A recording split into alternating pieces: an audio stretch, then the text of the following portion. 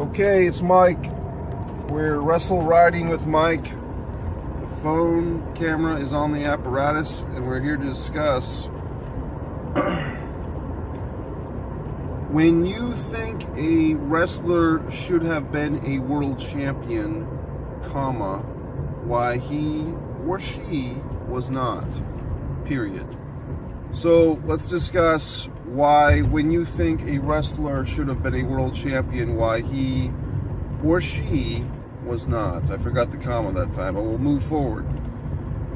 So a lot of people always, and I got into this schmaltz with a nice enough fellow on one of the wrestling talk, conversations there on the old internet. And it was basically, he was making a point that in kind of that turn of the decade, 89 into 90, WCW/NWA. Technically, it should have been called WCW, but they were still calling it NWA after the Turner acquisition. They really didn't start calling it WCW until early 91, but they should have been calling it WCW since late 88 when Turner acquisired, if that's the word, acquisired WCW or NWA, whatever the fuck. Moving the fuck on. Why do you think that this person should have been world champion? Or first of all, let's take the point. A lot of wrestling fans, this guy, he mentioned Steve Dr. Death Williams should have been a world champion. And he mentioned the following tag teams, I believe. The Fantastics, the Wild-Eyed Southern Boys, being Tracy Smothers and one of the Armstrongs, I think Scott Armstrong, or maybe it was Steve. I get those mixed up. I get my Steves and Scott Armstrongs mixed up. And the Fantastics, or the Lightning Express, one or the other. But anyway, this gentleman, who was a gentleman, thought these guys should have all been world champions. And we see this a lot where you say, well, Roddy Piper, that's the consummate one. It used to be Wahoo McDaniel, then it became Roddy Piper. Should have been a world champion.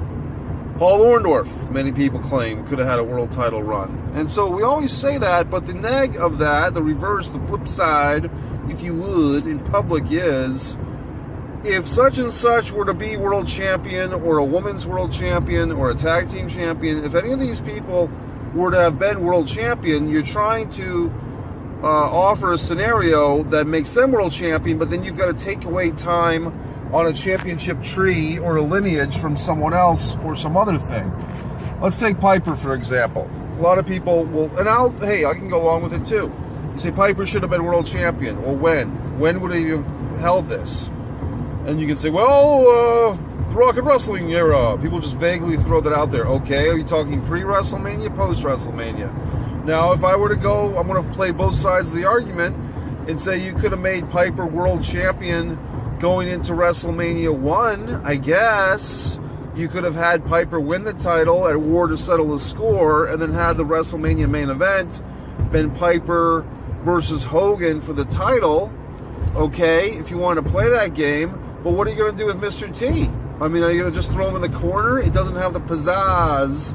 If Mr. T was just a corner man for Hulk Hogan, and the main event of WrestleMania 1 was, say, Roddy Piper versus Hulk Hogan, or even you could go Hulk Hogan versus Paul Orndorff if you want, for the title, and you could have either Hogan defending against one of those guys, or one of those guys having a brief title reign in order for Hogan to get it for a second run.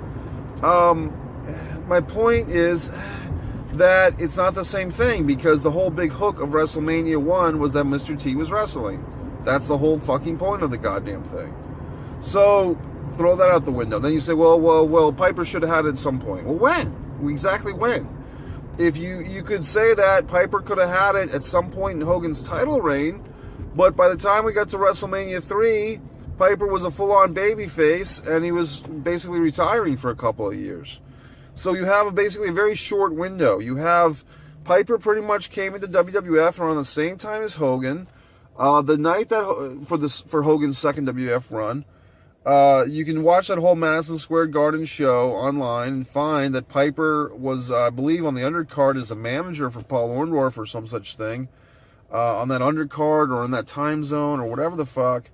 And my point is, when exactly are you saying that Roddy Piper should have been world champion? If you're going to make that statement, which everybody does, Roddy Piper should have been world champion, when would you have taken time away from Hogan? Okay? Or maybe Savage. Are you saying that But Savage won his title at WrestleMania 4, and Piper wasn't there.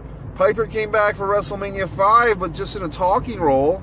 And eventually by 6, he was wrestling, but he was upper mid-card. He got the Intercontinental title at WrestleMania 8, and if you really wanted to push this Piper thing, you'd say he could have beaten Flair, and you could have had Flair Piper for the world title. But the problem is, or the situation is, they had already done Flair Piper feud without the title. So my opinion is Roddy was great. He didn't really need the belt.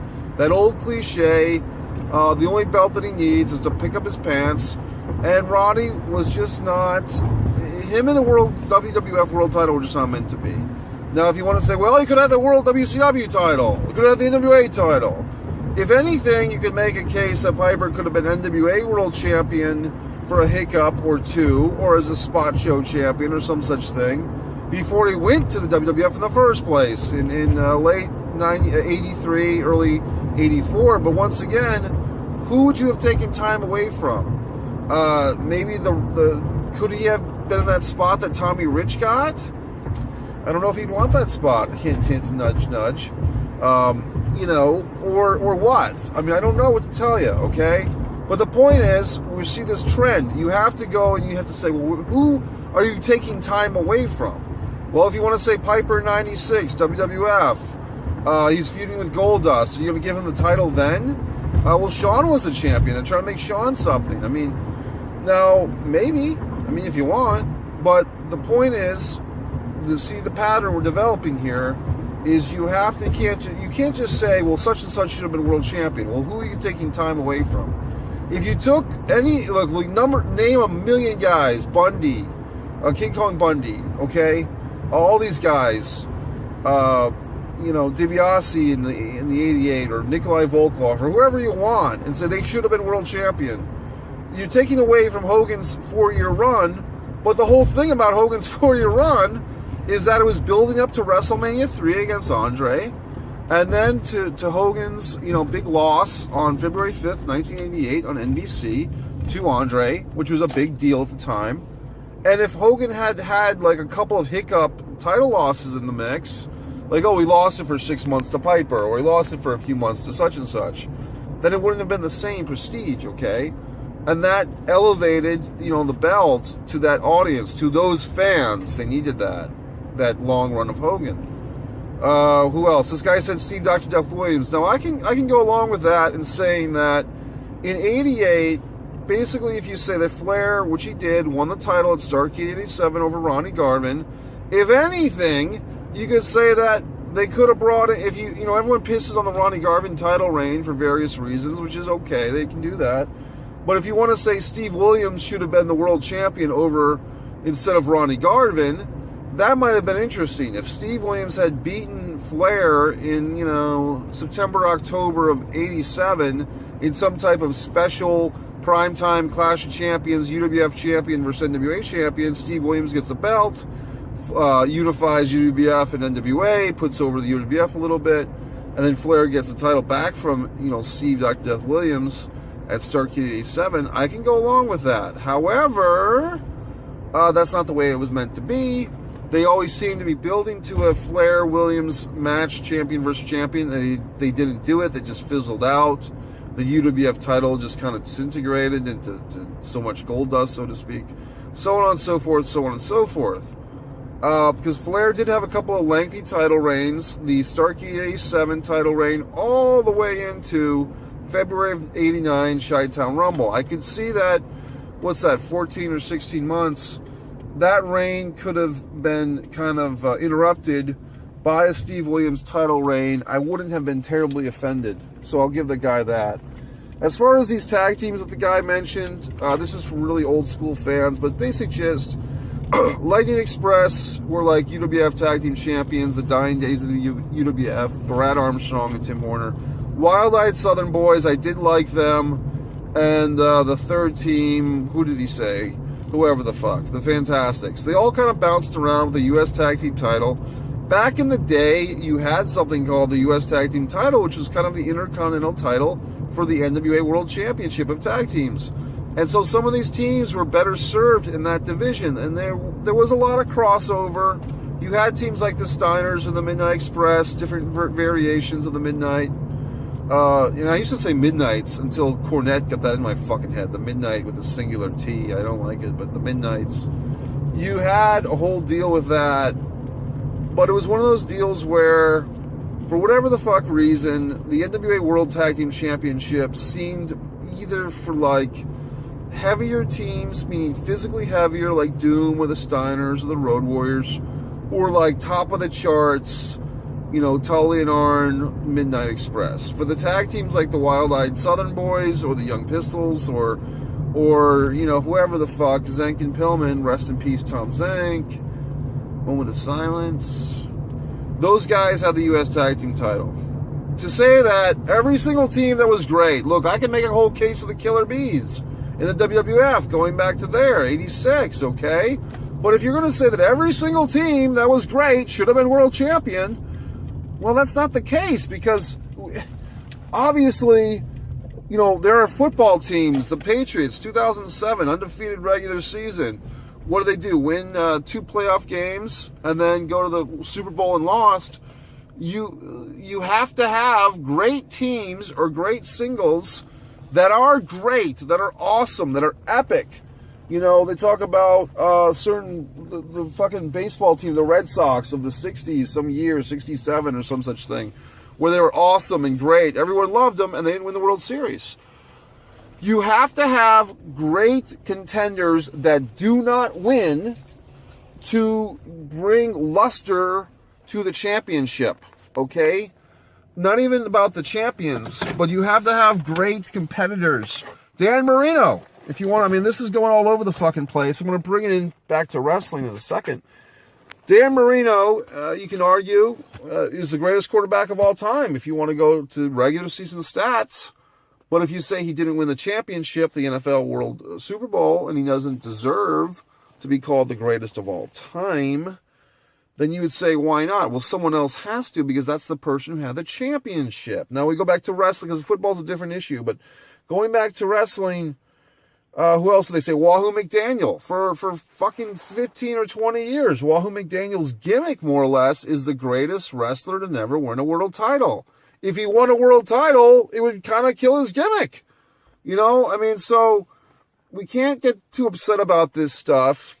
In the big picture, not to say that it's all fantasy world, it's all horseplay and bullshit. It's not, but it's just to say, don't get too worked up about it, folks, or say this, if Wahoo was world champion, what would you have done? Would you have taken it away from Harley for one of those 7 reigns? Maybe, that's fine.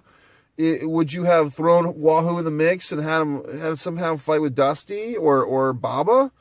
I don't know if he could have gone, had a match with Baba. I don't know if that would have worked. It would have been an oddball pairing. I'm talking about Wahoo, McDaniel in the early 80s. You could have said, Sergeant Slaughter should have been world champion as a good guy in 1984. Well, that was Hogan's time. So the whole point, getting back to the original point, if you're going to say someone should have been world champion, please finish your goddamn thought process and tell me who the fuck should have not been the world champion in order to make your person the world champion at that time. You're going to say, I'm trying to think of another example. I'll say my own example. The Killer Bees should have been world champion, tag team. Well, then what? Are you going to say that they should have been and the Bulldogs shouldn't? Or that the fucking Bees should have beaten Barry Windham and Mike Rotundo in some type of double face match? Or that the Dream Team of Valentine and Beefcake shouldn't have had a nice 9 or 10th month title reign? What exactly are you trying to do here? Now, this is where I'm going to flip back to the other side of the coin, because I can do that. I would say that Damien Sandow, yes, I will go there. 2011 era, 2012, they could have done something with this guy.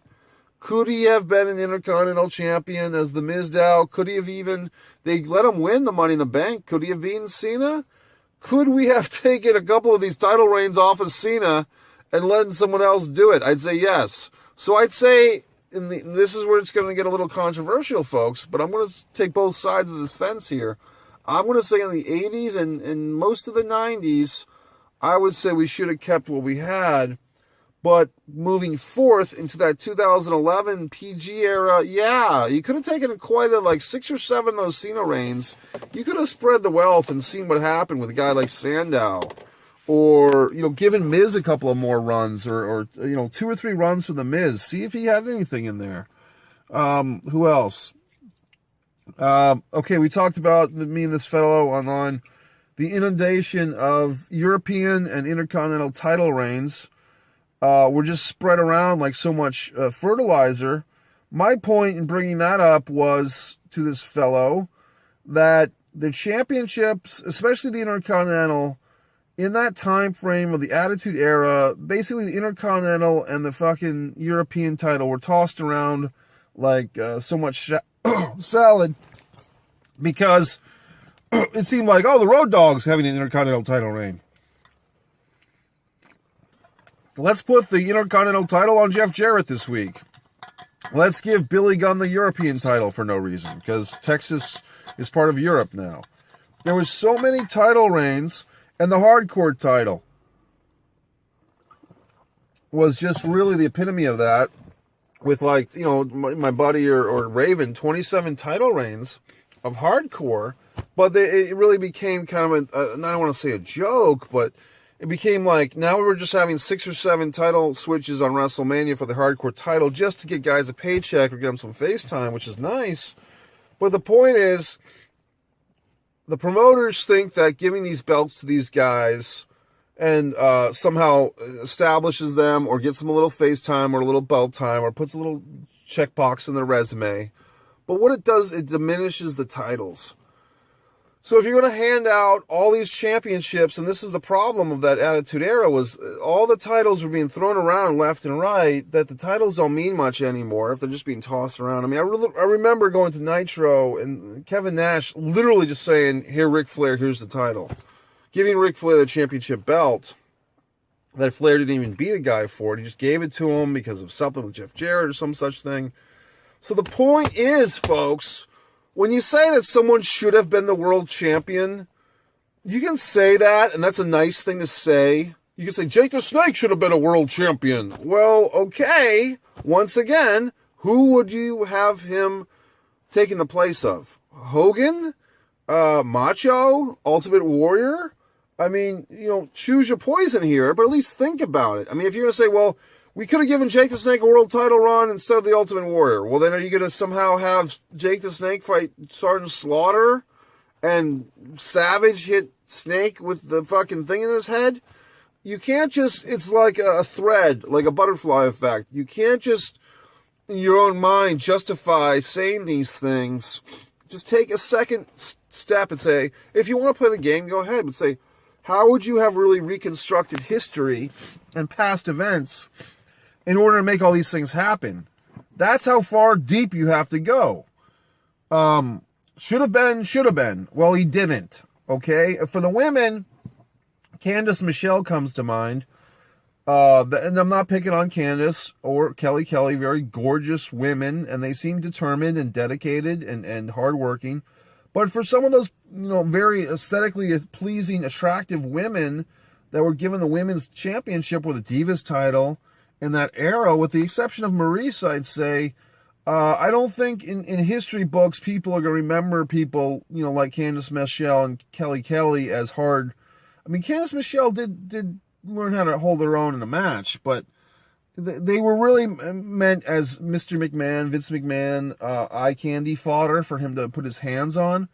Okay, let's just be honest. And to say that they were definitely a part of the show, they definitely contributed, but were they up to the level of a few years before them, Trish Stratus and, a Mickie James or Alita or Victoria, for crying out loud? I mean, she was great. Were those women, or Jazz, who was tough as nails, or Jacqueline going back, or even after them, the next era where you kind of had Beth Phoenix as kind of a segue.